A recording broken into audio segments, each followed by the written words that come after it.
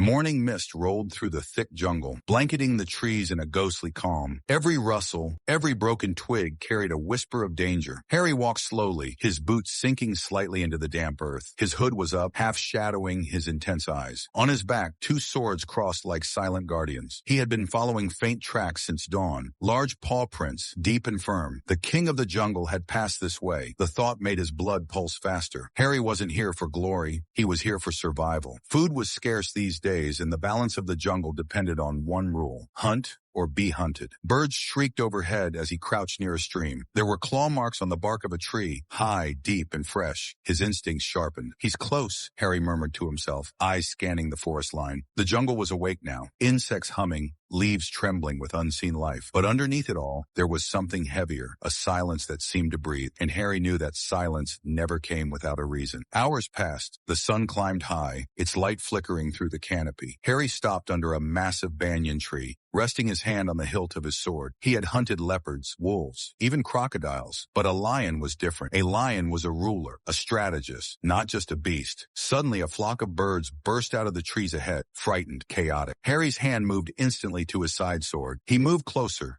Every step measured. The jungle grew thicker, darker, as if swallowing the light. Then he saw it, a fresh carcass of a deer, torn open. The kill was recent, the blood still wet. But the lion wasn't feeding. It was nearby, watching, waiting. Harry took a slow breath, scanning the shadows. A soft growl echoed through the trees, low, thunderous, and primal. His heart thudded once. "So, you found me first," he whispered. He slowly backed away, eyes locked on the dark undergrowth. The sound came again, closer this time. Branches creaked. Something powerful was moving. Then from behind the mist, two golden eyes appeared, glowing like fire. The lion stepped out of the fog, massive and majestic. His mane shimmered like a golden storm. Each step was slow, deliberate, a ruler inspecting his challenger. The air grew heavy.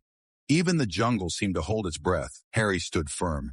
His sword gleamed faintly in the filtered light. "I didn't come for you," he said softly, though he knew the lion couldn't understand words, only energy, intent. The lion roared, a sound that tore through the air and echoed across the valley. Birds scattered, monkeys shrieked, and the earth itself seemed to tremble. Harry felt the vibration in his bones. He moved in a circle, careful not to make sudden gestures. The lion mirrored his movement, each step an answer, each growl a warning. Then without a sound, the lion charged. Harry rolled aside, his sword flashing through the air. The blade scraped the lion's shoulder, not deep enough to wound, just enough to anger. The beast roared again, more furious than before. Harry's pulse raced. "You're fast," he muttered, drawing his second sword. The hunt had turned into a battle, and the jungle was the arena. The clash of survival rain began to fall, turning the ground slick. Lightning cracked somewhere far above. The storm had joined their fight. Harry moved with precision, each motion practiced from years of jungle life. The lion lunged again, claws slashing, jaws snapping inches from Harry's arm. He parried with one sword, spun, and struck with the other, sparks flying as steel met claw. The impact sent him stumbling back. His boots slipped in the mud, and he barely regained balance before the lion leapt again. This time the beast hit him full force, knocking him into the ground. The world blurred. Rain, mud, roar, breath. The lion's paw tore through his shoulder, and pain burned through his body. But Harry didn't stop. He grabbed a handful of dirt and threw it into the lion's eyes, blinding him for a moment. That was enough in blood and rain. His swords gleamed again under a flash of lightning. "You're not the only king here," he whispered. The lion growled, shaking its mane, preparing for another strike. The storm howled around them. Nature itself seemed to be watching. Harry waited, still and focused. He could feel his heartbeat slow, a hunter's calm. The lion circled him, eyes locked, muscles coiled like steel. Then it came.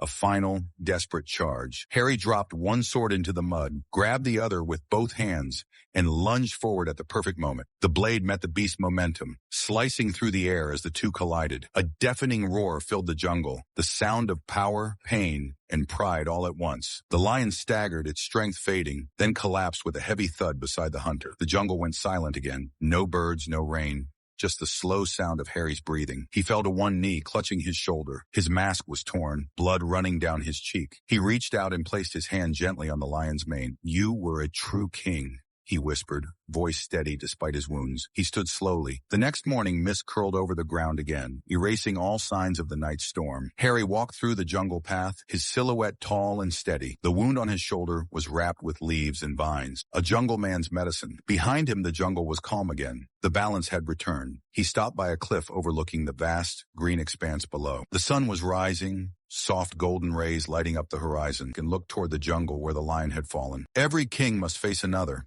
he said quietly. The wind moved his hood slightly, revealing his intense eyes, tired yet unbroken. The jungle roared faintly in the distance, as if saluting him. He turned, disappeared into the mist, and the forest swallowed him once more. The hunter, the warrior, the man who lived by the law of the wild.